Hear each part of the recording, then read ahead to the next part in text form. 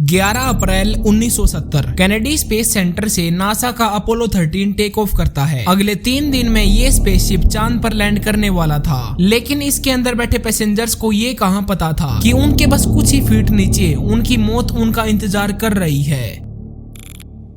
Apollo 13 से पहले NASA 2 और स्पेस मिशन लॉन्च कर चुका था, अपोलो 11 और अपोलो 12, लेकिन ये दोनों मिशंस अपनी अचीवमेंट के लिए कम और अपने स्ट्रेटजीज के लिए ज्यादा फेमस थे। अपोलो 11 को ही ले लो, जिसमें लूनर लैंडिंग के समय स्पेसशिप का फ्यूल खत्म हो गया था, लेकिन फिर भी नील आर्मस्ट्रांग ने जैसे तैसे स्पेसशिप को लैंड करवा लिया था। और अपोलो 12, जिसके टेक ऑफ करने के बस कुछ ही सेकंड बाद उसके ऊपर बिजली गिर गई थी। इससे हुआ ये कि स्पेसशिप के सारे इलेक्ट्रिकल डिवाइसेस खराब हो गए। इन दोनों मिशंस की ही तरह अपोलो 13 भी काफी ज्यादा सुर्खियों में रहा, लेकिन अपनी सक्सेस के लिए नहीं बल्कि अपने सक्सेसफुल फेलियर के लिए। इस मिशन का मेन कंपोनेंट था अपोलो 13 स्पेसक्राफ्ट, जिसके 3 मेन हिस्से थे। पहला कमांड मॉड्यूल, दूसरा लूनर मॉड्यूल और तीसरा सर्विस मॉड्यूल। एस्ट्रोनॉट्स की लैंग्वेज में लूनर मॉड्यूल और कमांड मॉड्यूल को ऑर्बिटर कहते हैं, क्योंकि जब तक एस्ट्रोनॉट चांद तक नहीं पहुंच जाते वे ऑर्बिटर में ही रहते हैं। इसके नीचे मौजूद होता है सर्विस मॉड्यूल, जिसमें फ्यूल, वाटर, इलेक्ट्रिसिटी और ऑक्सीजन स्टोर होते हैं। एक बार जैसे ही ऑर्बिटर चांद की ऑर्बिट में सेट हो गया तो फिर आगे का काम लूनर मॉड्यूल का होता है। इसमें वैसे तो 2 लोगों के बैठने की जगह होती है, लेकिन एस्ट्रोनॉट्स को कहां पता था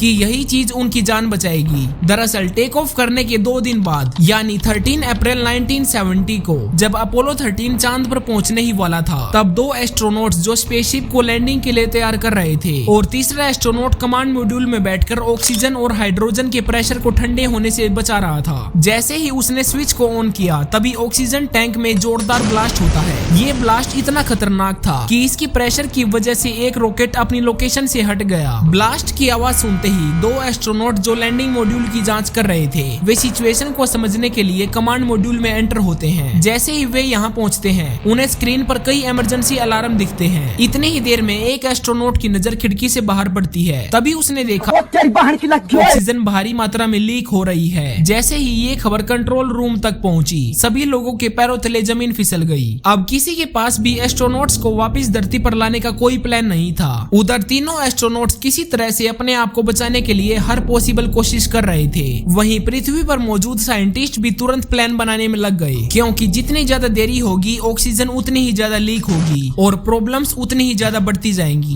दरअसल स्पेसशिप में ऑक्सीजन सिर्फ सांस लेने के लिए ही नहीं बल्कि पानी बनाने और इलेक्ट्रिसिटी को यूज करने के लिए भी की जाती है। इसी की मदद से बैटरीज चार्ज होती हैं और सारे डिवाइसेस काम करते हैं। कुछ ही देर बाद ये प्लान बना लिया जाता है कि कोई 2 एस्ट्रोनॉट लूनार मॉड्यूल में बैठकर धरती पर वापस जिंदा आ सकते हैं, क्योंकि उसमें 2 लोगों के बैठने जितनी ही जगह होती है। लेकिन वे दोनों अपने तीसरे साथी को मरने के लिए वहाँ नहीं छोड़ सकते थे, इसलिए उन्होंने डिसाइड किया कि वे तीनों ही लूनार मॉड्यूल में बैठकर वापस धरती पर आएंगे। इसके लिए उन्होंने जरूरी सामान को इकट्ठा किया और लूनार मॉड्यूल में शिफ्ट हो गए। लेकिन दिक्कतें अभी भी खत्म नहीं हुई थी। ऑक्सीजन लीक होने की वजह से स्पेसशिप अपने फिक्स लोकेशन से हट चुका था और ऐसी सिचुएशन में उसको वापस सही पाथ पर लाना इम्पॉसिबल था। फाइनली ये डिसाइड किया गया कि वे लूनार मॉड्यूल के इंजन से ही अर्थ की ग्रेविटी में एंटर करने की कोशिश करेंगे। यहाँ पर दिक्कत ये थी कि ऑक्सीजन की कमी होने की वजह से ये बात कंफर्म नहीं थी कि फ्यूल कितनी देर तक काम करेगा। ध्यान रखने लायक बात यह भी है कि उस वक्त स्पेसशिप में इतने कम पावरफुल कंप्यूटर्स होते थे जितना नोकिया का कीपैड फोन होता है, इसलिए सारी कैलकुलेशंस ग्राउंड कंट्रोल में बैठकर साइंटिस्ट कर रहे थे। अगर किसी भी कैलकुलेशन को करने में जरा सी भी देरी या गलती होती तो सभी एस्ट्रोनॉट्स का बच पाना इम्पॉसिबल था। जब स्पेसक्राफ्ट धरती की तरफ बढ़ने लगा तब उन्हें कम से कम बिजली यूज करने की हिदायत दी गई, क्योंकि पृथ्वी के एटमॉस्फेयर में एंटर करते समय उन्हें ज्यादा ऑक्सीजन और हाइड्रोजन की जरूरत पड़ने वाली है। अब एक तो पहले से ही 2 लोगों की कैपेसिटी वाले लूनार मॉड्यूल में 3 लोग बैठे थे, ऊपर से कम ऑक्सीजन और वाटर की प्रॉब्लम, साथ ही CO2 की मात्रा भी तेजी से बढ़ती जा रही थी। हालांकि जैसे तैसे स्पेसशिप धरती की ग्रेविटी तक तो पहुंच जाता है, लेकिन एटमॉस्फेयर में एंटर करना अभी बाकी था। अगर अब 1 डिग्री एंगल की भी गलती होती है तो तीनों एस्ट्रोनॉट जलकर राख हो जाएंगे, जैसे कल्पना चावला के साथ हुआ था। फाइनली सारी कैलकुलेशन सही से हुई और 17 अप्रैल को वे सेफली एटमॉस्फेयर में में दाखिल हो गए और फिर पैराशूट की मदद से पैसिफिक ओशियन में लैंड कर गए। हालांकि इस टाइम पर सोवियत यूनियन और अमेरिका में कोल्ड वार चल रहा था, लेकिन इस पॉइंट ऑफ टाइम पर सोवियत यूनियन ने उनको रेस्क्यू करने के लिए अपने हेलीकॉप्टर्स भेजे। आखिरकार तीनों एस्ट्रोनॉट्स धरती पर वापस जिंदा आ गए। ये न्यूज कुछ ही टाइम में पूरी दुनिया में आग की तरह फैल गई कि कैसे इतने कम चांसेस होने के बावजूद ये तीनों एस्ट्रोनॉट्स धरती पर वापस जिंदा लौट आए। इसके बाद से सभी स्पेस एजेंसीज ने अपने प्रोटोकॉल बदल लिए और ये आखिरी बार भी था जब कोई एस्ट्रोनॉट चांद पर गया था। इसके बाद से आज तक किसी भी मून मिशन को नहीं किया गया है। गाइस, आपको क्या लगता है कि इन एस्ट्रोनॉट्स का जिंदा बच पाना इनकी किस्मत थी या फिर कोइंसिडेंस? अपना जवाब कमेंट सेक्शन में लिखना ना भूलें। साथ ही हमारे चैनल को सब्सक्राइब करना मत भूलना ताकि ऐसी नॉलेजफुल और इंटरेस्टिंग वीडियोस आप तक पहुंचती रहें। मिलते हैं अगली वीडियो में। धन्यवाद।